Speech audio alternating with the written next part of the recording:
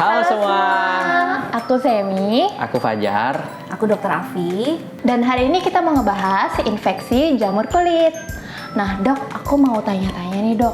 Soalnya seminggu kemarin itu aku baru ketemu kucing yang lucu banget, kucing liar gitu. Nah aku sempat bawa ke rumah juga kan, terus aku sempat main sama dia dok. Nah tapi akhir-akhir ini tuh kulit aku jadi suka gatel-gatel gitu dok. Apa mungkin penyebab gatel-gatelku itu dari kucing itu? Ya bisa jadi sih gitu. Jadi memang infeksi, kita kan bahasnya infeksi jamur pada kulit ya gitu. Jadi ya mungkin aja bisa jadi memang ketularan gitu. Apalagi kan tadi kucingnya kucing liar kan gitu. Jadi kan kita nggak tahu kebersihannya. Nah bisa jadi memang dia ada infeksi jamur di kulitnya. Terus kita kan kontak tuh dengan kucingnya. Nah itu menyebabkan si jamurnya itu tertular di kulit kita. Jadi bisa jadi. Oh kalau gitu infeksi jamur kulit ini sebenarnya secara umum penyebabnya apa sih dok sebenarnya dok? Oke, jadi mungkin kita bahas dulu infeksi jamur kulit gitu ya. Jadi infeksi jamur kulit itu terjadi ketika kulit kita terinfeksi oleh jamur gitu ya. Yang sebenarnya tuh ada beberapa jamur yang dia normal tumbuh di kulit kita, tapi memang dia sedikit gitu ya jumlahnya di kulit kita. Nah, ketika dia jumlahnya dalam porsi besar itu akan menimbulkan gejala lalu menimbulkan infeksi jamur di kulit. Nah mungkin kalau masyarakat awam dia sering dengarnya ada panu, kadas, kurap, kutu air itu kan yang sering didengar ya, yang kita familiar. Nah itu memang ada infeksi jamur kulit yang sering gitu dialami oleh masyarakat kita. Nah bedanya apa sih? Bedanya dari jamur penyebabnya. Jadi ada yang disebutnya ada jamur Malassezia, ada Candida, ada Dermatofita. Nah itu adalah jamur-jamur yang paling sering menyebabkan infeksi jamur di kulit. I see. Oke, aku jadi mulai paham nih dok. Nah, tapi gejala-gejalanya sendiri itu apa sih dok? Karena aku kemarin tuh rasanya gatalnya jadi gatel banget, terus mulai sakit-sakit juga dok.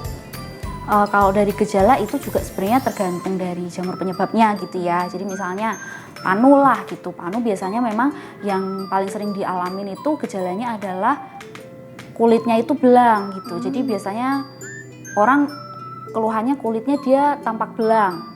Kadang nggak gatel, tapi bisa juga dia gatel ketika berkeringat gitu. Nah, bisa juga dilihat dari lokasinya. Jadi kalau panu itu dia lebih sering kenanya itu di bagian dada, punggung, wajah, lengan gitu ya.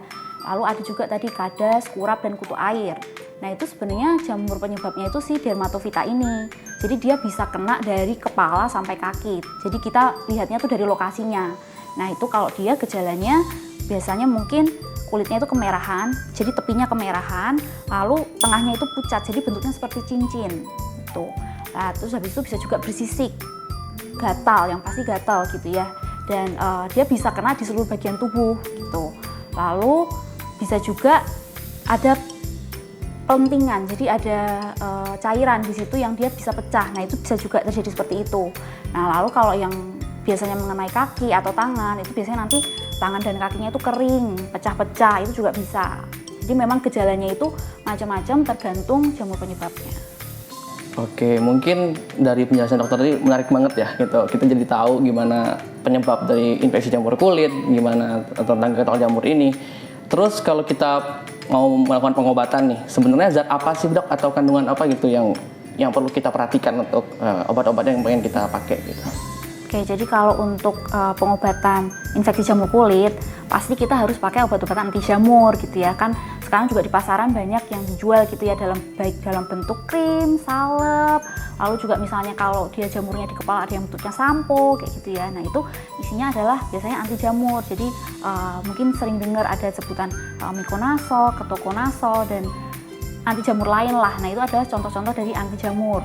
Nah selain anti jamur itu juga bisa pakai bahan-bahan yang agen-agen keratolitik. Jadi agen-agen keratolitik adalah bahan-bahan yang dia digunakan untuk mengikis permukaan kulit gitu ya yang diinfeksi oleh jamur, dan supaya obat-obatan lain itu bisa masuk gitu. Jadi misalnya mungkin pernah dengar ada yang namanya asam benzoat. Nah itu adalah salah satu contoh agen keratolitik yang biasanya bisa juga dipakai untuk obat-obatan infeksi jamur kulit. Oke, terus kita tadi udah dengar ada krim dan salep ya. Jadi obatnya ada bentuk dalam krim dan ada salep. Itu kalau bedanya apa sih dok untuk pengobatan tipe-tipe infeksi jamur kulit?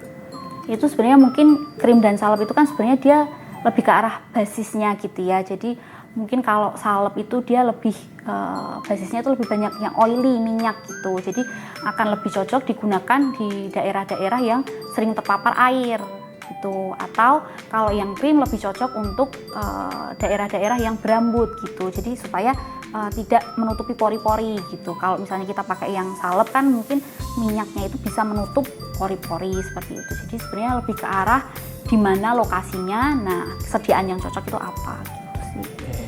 Menarik. Oke, menarik banget. Nah dok, kebetulan kalau di rumah tuh orang tuaku sedianya Kalpanax dok. Terus kandungannya itu ada miconazole nitrat 2%. Kira-kira tuh udah sesuai belum sih dok sama yang dianjurkan?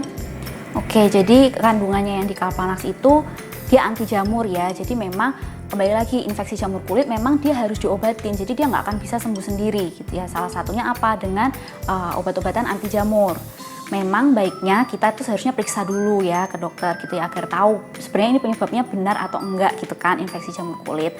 Tapi memang kalau tadi dari faktor risikonya gitu ya, misalnya memang mengindikasikan oh ini infeksi jamur kulit, memang boleh penanganan awal kita carilah obat-obatan OTC gitu ya yang anti jamur. Tapi kembali lagi ketika kita pakai obat anti jamur itu kita juga harus lihat berapa lama penggunaannya, terus sembuh atau enggak gitu ya. Misalnya kita udah pakai nih sekitar ya seminggu, tapi gejalanya tuh nggak sembuh atau tambah parah gitu ya. Nah itu tetap kita harus periksa ke dokter gitu. Dan juga sebenarnya penggunaan anti jamur ini juga perlu dilihat ya. Jadi kalau pakai obat-obatan anti jamur itu harus dilihat cara pakainya gitu. Karena memang untuk anti jamur ini dia pengobatannya lama gitu ya. Jadi bisa mingguan bahkan bulanan gitu ya. Jadi memang harus telaten pakainya gitu. Dan juga biasanya penggunaannya itu harus kulitnya dibersihkan dulu gitu. Jadi nggak bisa dalam keadaan kulit yang kotor. Jadi memang harus dibersihkan,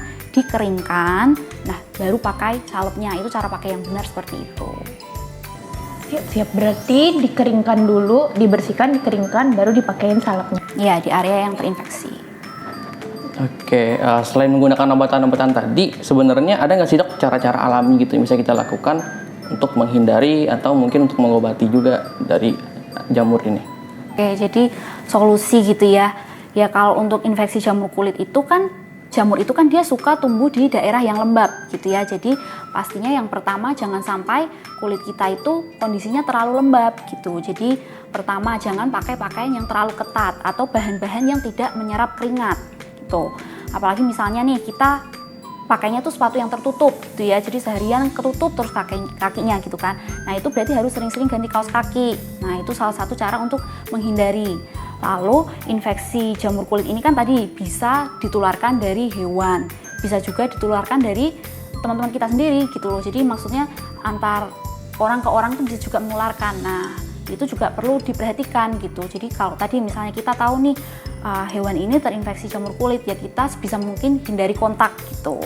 Lalu juga sebenarnya selain dari orang ke orang, dari barang yang dipakai pun itu bisa juga tertular gitu. Jadi memang hindari penggunaan barang pribadi bersamaan. Misalnya apa, handuk gitu ya, pakaian, lalu misalnya spray. Jadi benda-benda itu tuh bisa menjadi tempat pertumbuhan si jamur ini. Jadi jangan dipakai bersamaan seperti itu. Terus kalau misalnya kita mandi, itu dikeringkan sampai bersih gitu. Jadi jangan dalam kondisi basah. Itu juga penting gitu ya.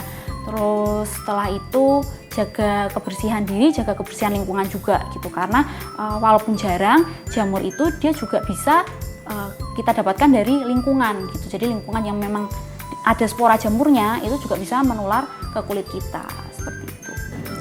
Oke, paham banget. Terima kasih ya dok atas Terima kasih informasinya. dokter ya atas informasinya.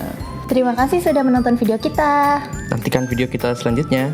Jangan lupa like, comment, and subscribe. Pencet tombol lonceng untuk mendapatkan notifikasi supaya kalian gak ketinggalan update video di channel ini. Terima kasih. Dadah.